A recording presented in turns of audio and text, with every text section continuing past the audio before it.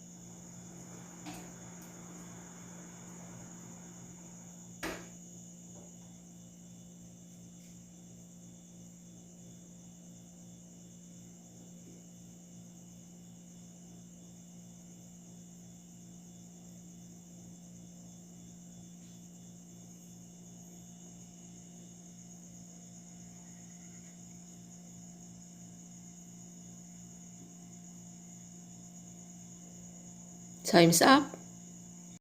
This time, let's have numbers 4 to 5. Your time starts now.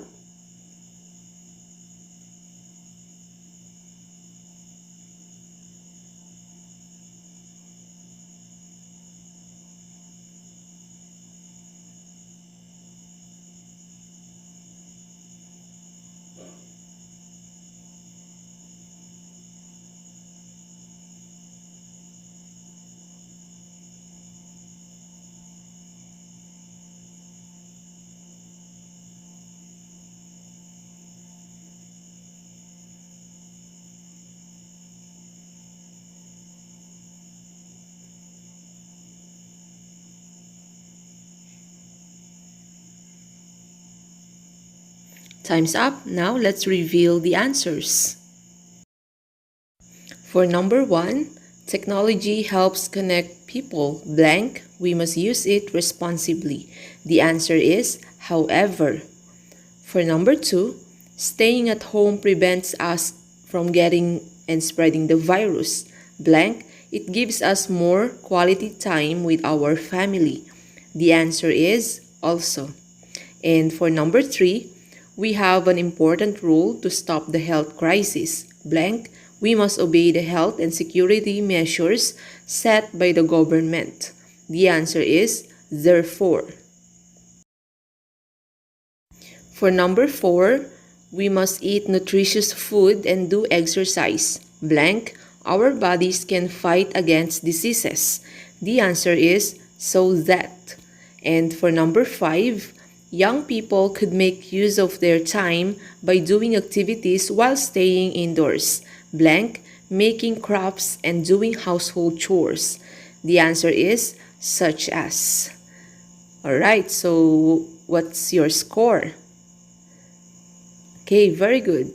And I have a question. What have you noticed with the sentences? Have you observed that they also express feelings and ideas?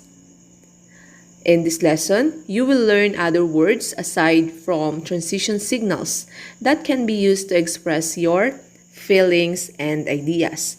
And before that, let's have first an activity again. And we have here the dialogue between Noel and Nanay.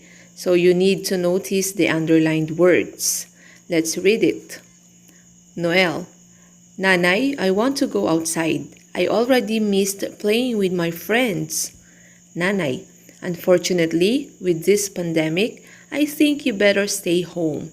I am afraid that you will get sick. Besides that, we are still under enhanced community quarantine. Noel: Why are we under ECQ, Nanay? Nanay: During ECQ, the government must control the people's movement in public to stop the spread of the virus. That's why it is important for us to stay at home. Noel: But Nanay, can you just give me 30 minutes to play outside? Nanay: No, Noel, I strongly disagree. You should follow what I tell you. Noel: So, what should I do now? Nanay: I suggest you just play with your brother and sister, Jose and Nene, or you could join me pray for your tatay's safety since he is a frontliner. Noel: Okay, Nanay, I will join you pray for tatay. I am glad to do that for him. So, did you notice the underlined words that we use to highlight emotions and opinions? These words are called verbs, and there are different types of verbs that can be used in expressing opinions and emotions to persuade or convince, and they are classified as follows. The first type is the linking verb, and we have here a table that shows its functions and examples. So we have the function of it. This verb links or connects the subject to its predicate. The predicate states or tells information about the subject, which could be an emotion or a description. And we have here the sample linking verbs: am, is, was, were. Appreciate, believe, feel, know, love, seem. Think, deny, doubt, dislike, disagree, and want. And to clearly explain the linking verbs in expressing emotions, let's have the sample sentences that were taken from the dialogue. Number 1, let's read. I am afraid that you will get sick. Besides that, we are still under ECQ. In the first sentence, the verb that is underlined is used to tell that the speaker is afraid on the possibility of the person getting sick. Stating a feeling helps in persuading someone. Next we have, unfortunately, with this pandemic, I think you better stay home. So for number 2, the verb think is used to state the strong belief of the speaker towards an existing fact. And stating a belief with a strong point is a way in convincing someone. For number 3, no, Noel, I strongly disagree. You should follow what I tell you. So for number 3, the verb disagree states the stand of the speaker. Emphasizing a stand is a good way in influencing someone to agree with your ideas. For number 4, Nanay, I want to go outside. I already missed playing with my friends. In number 4, the verb want states that the desire of the speaker to go outside. And expressing a desire is a way to tell someone what you would like to happen. Alright, so we're done with the linking verbs. Now let's have the modals. So modals, these are verbs that express suggestion or recommendation, which is an effective way to convince or persuade. To further clarify the difference of each modal, they are arranged from weakest to strongest in terms of expressing a suggestion or recommendation. And we have here the table that shows their functions and examples. Let's read it. Number 1 type of verb for modals is could. Its function is it is used to give a suggestion which a person may or may not follow. Okay, so we have here an example. I suggest you play with your brother and sister, or you could join me pray for your tatay's safety. So the modal could is used to give suggestion that the person could join the speaker in praying. Again, when we use the modals could, it means that you may or may not follow what is being asked to you. So you have your choice. And next we have should. Its function is it is also used to give a suggestion but more insistent than the modal could. And we have here an example. No, Noel, I should disagree. You should follow what I tell you. So the modal should is used to suggest that the person needs to follow what the speaker tells. So unlike the could, wherein you have your choice whether you will follow what is being suggested to you or not, in should, you should follow what is being asked to you. Okay? And next we have ought to. It is used to formally give an advice or a recommendation, usually coming from an expert. So again, when we use the ought to, it is a formal advice that usually comes from an expert. So we have here an example. The Department of Health, DOH, recommends that people ought to stay at home so that they will not get sick. So because we have the Department of Health as the one who recommended what the people should do, it means that we should follow it. Again, the modal ought to is used to formally suggest that staying at home is important. Okay, so that's for the type of verb for modals. Next, we have again the type of modals that we use in expressing suggestion or recommendation. Next, we have had better. Its function is it is used to give a recommendation by presenting the possible negative consequence if the advice is not followed. So for example, we have during the enhanced community quarantine, ECQ, you had better wear your mask in public places or the police will arrest you.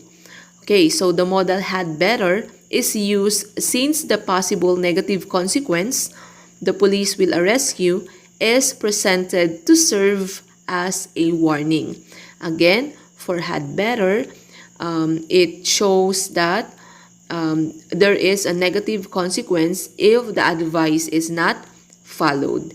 And lastly, we have must.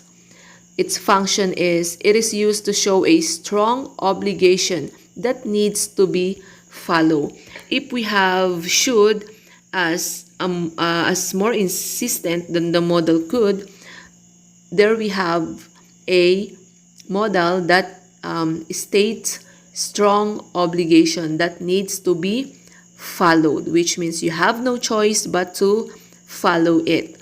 And for example, we have the government must control the people's movement in public to stop the spread of the virus. So we have here an example, the explanation rather. The modal must is used to express the strong obligation of the government in taking action against the spread of the virus. So again, when we use must, this is used to show a strong obligation that needs to be followed. Okay, so now you will see these verbs used in a paragraph. And we have here a persuasive paragraph that uses linking verbs and modals to show emotions and opinions. So let's read it. You are responsible for your own health. You had better take care of your body or you will suffer the consequences. If you get sick, you will not be able to work, play, or do anything that you like. Therefore, you must take care of your health. Okay, so again, this is an example of a persuasive paragraph. Alright, so it's time to practice. So you need to complete each sentence by providing the missing letters of the verb. So you need to write your answer on a separate sheet of paper. And I am giving you 1 minute to answer this practice exercise. So time starts now.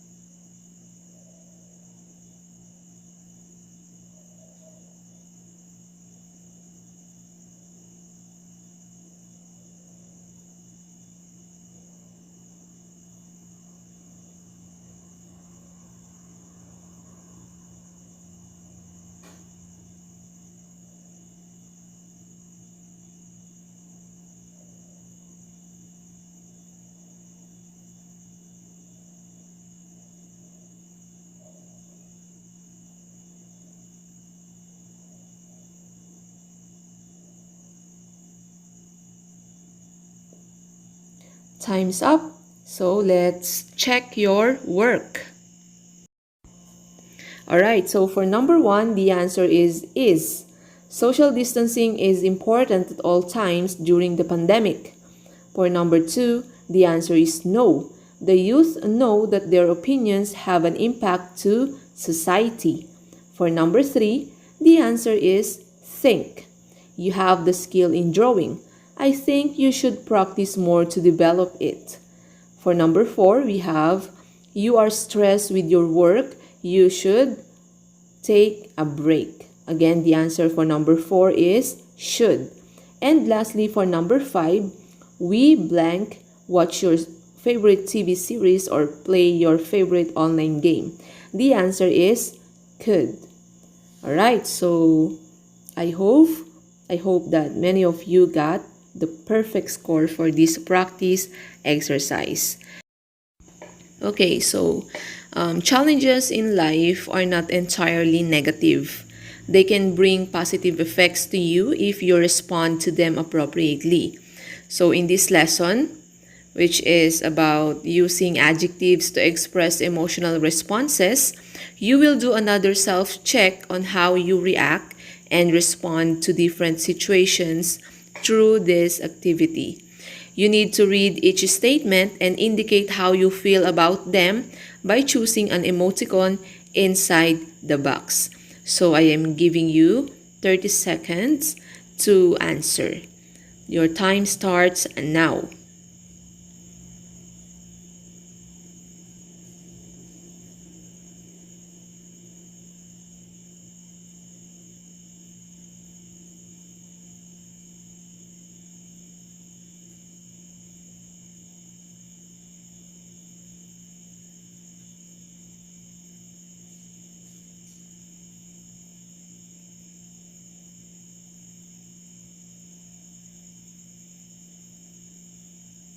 Time stop.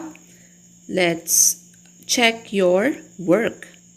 Right, so for number 1, I feel sad that some people waste their time on social media. And the answer is the sad emoticon on the last. For number 2, parents feel happy when they bond with their children. And the answer is the heart emoji. And lastly, we have number 3. Reading books is better than playing mobile games. And the answer is the like sign or the thumbs up on the first picture in the box. Alright, so we're done with the activity fill emojis. So you need to take note the underlined words, sad, happy, and better.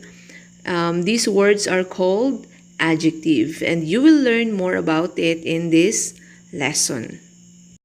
So previously you have learned that adjectives describe nouns and pronouns, and this time you will learn a set of adjectives that helps tell your emotions on a certain issue, and these are follows. And we have here the table that shows positive and negative emotion. Let's have first the positive emotions. We have happy, thankful, satisfied, glad, important, excited, inspired, objective, strong, delighted, helpful, amused, secured, safe, supportive, encouraging, active, carefree, hopeful, better, and better. So for negative emotions, we have sad, resentful, scared, discouraged, unsupportive, harsh, afraid, desperate, boring, insulting, unsure, weak, embarrassed, helpless, discouraging, regretful, dangerous, anxious, insignificant, dissatisfied, and worst. So you need to take a look at how these adjectives are used in sentences. And we have here the sample sentences for this positive and negative emotions by using the adjectives. So for sample number 1, as your friend, I will be delighted if you share your problems to me. So in this sentence, the word delighted describes the positive feeling of the person about being able to listen to his or her friend's problem. And for number 2, we have some teenagers are regretful that they were not able to spend time with their friends before the enhanced community quarantine or the ECQ. So the word regretful here emphasizes the teenager's negative emotion on not being able to be with their friends before the ECQ. So that's how we used the adjectives for the sentence, which shows positive and negative emotions. And we have here a paragraph. So you should notice how these adjectives are used in the paragraph. But first, let's read the whole paragraph. As Filipinos, we love to be with our family during dinner time to share our best or worst experiences of the day. However, this practice has been gradually disappearing because of technology. Young people would rather use social media to express themselves, for they are embarrassed to share their feelings to their parents. On the other hand, parents are somehow guilty of contributing to the distance felt by their children, for some of them are too busy with work, such as taking office calls during mealtime, checking emails, or surfing the internet. Because of this, there is lesser time for families to spend together. This must change. We must not let technology affect the time we spend with them. Doing this will create better and stronger relationships.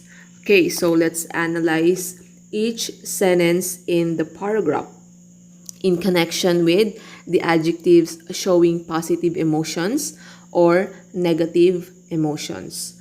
Alright, so for the first sentence, the adjectives best and worst are used to describe the positive and negative circumstances that a person could experience in a day. Okay, and for third sentence, the word embarrassed is used to describe the feelings of young people towards sharing their thoughts to their parents.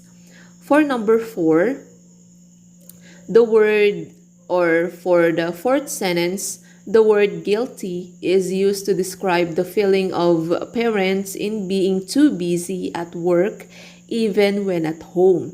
And for the last sentence, the words better and stronger are used to motivate the reader to create a bond with their parents rather than spending time with the technology. Alright, so we have our practice exercise for the adjectives. Okay, so what you need to do is you need to choose the adjective inside the box that fits the emotion expressed in the picture, and you need to write your answer on a separate sheet of paper. So we have the words or the adjectives scared, excited, unsure, helpful, thankful. Again, what you are going to do is you need to write the correct adjective that describe each picture. Okay, so your time starts now.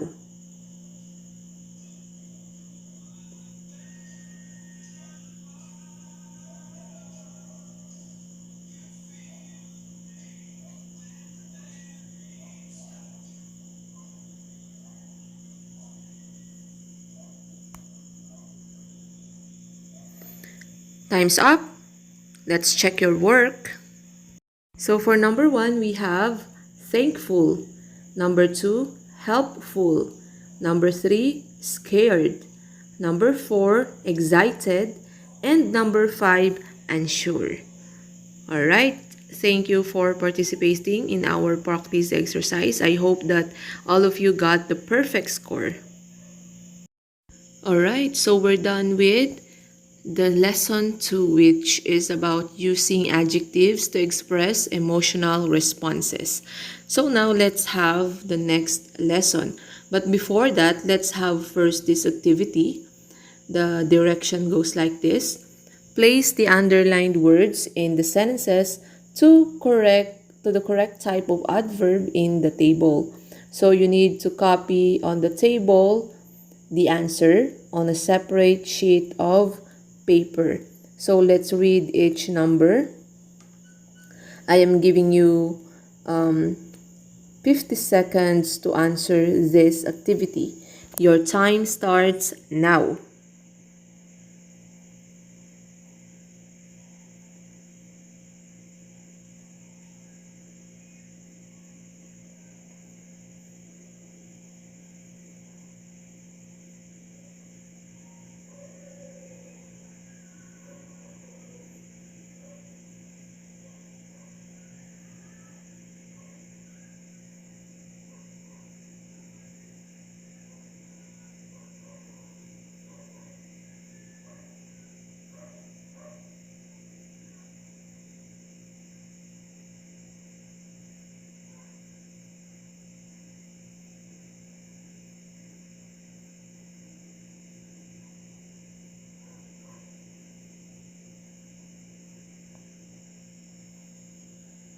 Alright, time's up. Let's check your work. Alright, so for number 1, we have the adverb neatly, which means it is an adverb of manner that answers the question, how? For number 2, the adverb is always. So it is for adverb of frequency, which answers the question, how often? And for number 3, we have tomorrow, and it is under the adverb of time, which answers the question, when? For number 4, we have the adverb outside, and it is an adverb of place which answers the question where. And for the last number, we have so hard, and this is an example of adverb of degree which answers the question how much. Alright, so in this activity, the adverbs are classified into time, place, manner, degree, and frequency. But there is another type of adverbs that can help express emotional responses. And you will learn about them as you go through this lesson. In your previous lessons, you have encountered that adverbs describe verbs, adjectives, and other adverbs. They are commonly classified into time, place, manner, degree, and frequency. However, in this lesson, you will focus more on adverbs that help you express your thoughts and emotions convincingly about an issue. So they are called the adverbs of opinion. And the adverb of opinion emphasizes the intensity of your stand or opinion. They help you clarify your belief about a certain issue. And we have here a table that shows the adverbs of opinion. We have the meaning of it along with the adverb. So let's read it. First, we have fortunately. It means owing to good luck or favor. Next is strongly. Firmly grounded, clearly or in clear manner, obviously or evidently. It means very evident or easily seen. Next is personally, means in a personal way or as far as oneself is concerned. Next is truthfully or truly, which means telling the truth. Disappointingly means unhappy because of failing to meet expectations. Completely means entirely or nothing is missing. Definitely means exact or certain. Really or actually means in reality or emphasizing a point. Unfortunately, which means unlucky or unfavored. Hopefully, which means expressing desire or hope. Surely or absolutely means in a sure manner or without a doubt. Probably means likely to happen. Definitely, which means exact or certain. And lastly again, really or actually, in reality or emphasizing a point. And we have example sentences for you to better understand the use of adverbs in expressing emotional reactions. And these are follows. Number 1 example, we have honestly, my eyes hurt from watching TV. I should take a break. So the word honestly, which is underlined here, emphasizes the truthfulness of the emotion of the speaker that his or her eyes hurt. The adverb is placed at the beginning of the sentence. This means that they can be placed at the beginning or sentences and are followed with a comma. So that's for number 1. For number 2 example, we have, we definitely need to follow the rules implemented during the pandemic. And the word definitely emphasizes the stand of the speaker that he or she is certain that the rules must be followed. The adverb definitely is placed before the verb need. This means that they can also be placed before the main verb. Next, for example, number 3, various organizations are evidently doing their best to help the frontliners. And the word evidently emphasizes the observation of the speaker that organizations are helping the frontliners. The adverb is placed in between the word are and doing. This means they can be placed between an auxiliary verb and main verb. Furthermore, adverbs of opinion can also be in a form of phrases. So we have here some of the commonly used phrases that functions as an adverb of opinion.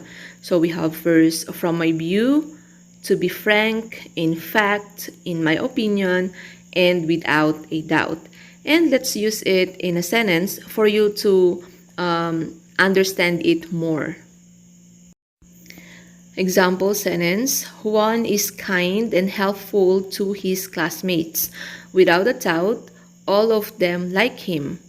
So the praise "without a doubt" shows the firm feelings of the speaker that the classmates of Juan like him. The praise is placed at the beginning of the sentence. This means that they are usually placed at the beginning of a sentence and followed by a comma. Alright, so to test whether you really understand our lesson, especially the lesson 3 for adverbs as used to express emotions, let's have a practice exercise. What you have to do is you need to fill the box to complete the thought of the sentence. So a hint is given in each item. So you may write your answer on a separate sheet. Then later on, after 50 seconds, we will check your work. So time starts now.